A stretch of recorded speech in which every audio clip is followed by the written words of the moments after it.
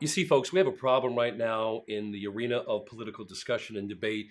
It's that we have evolved to such a degree that we're no longer talking about that which was the original disagreement. People like to demonize those who are in disagreement with them by characterizing that disagreement as if it's in opposition to some laudable goal versus opposition to the agenda that was put forward in the name of that laudable goal. And we've got to stop falling for it.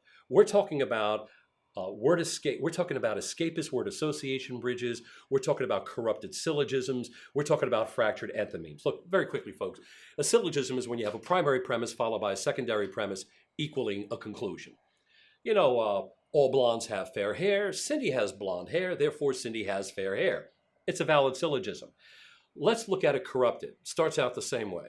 All blondes have fair hair. Cindy has fair hair. Therefore, Cindy is a blonde. Doesn't work that way, right? Now, you understood that immediately because of the bold contrasts in the colors. But when you do a remove and replacement with politically thematic issues, then all of a sudden maybe you can catch on to the risk that's there, the perilous risk that's there for all of us in politics. For instance, let's look at the Iran nuke deal. That was subject of much controversy recently when Trump pulled us out of the deal with Iran and the other member states of the UN. What was Obama's approach for selling it?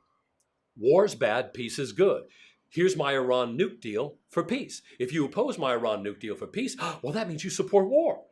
As opposed to maybe believing that, no, we just don't think your agenda has the necessary properties to achieve the goal in whose name it's been offered. And therein lies the trick, ladies and gentlemen. It's the corrupted syllogism. You start out with universal examples of goodness with which nobody would argue. Then you assert that your agenda will achieve that goodness, and that way you can characterize anyone's opposition to your agenda as if it's tantamount to opposition to the goodness in whose name that agenda was proffered. That's the trick. We want clean water. We want clean air. Here's the EPA's agenda for giving us both.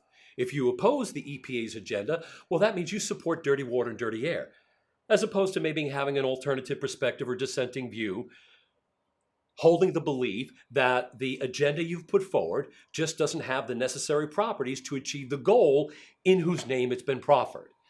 That's the trick we have to avoid.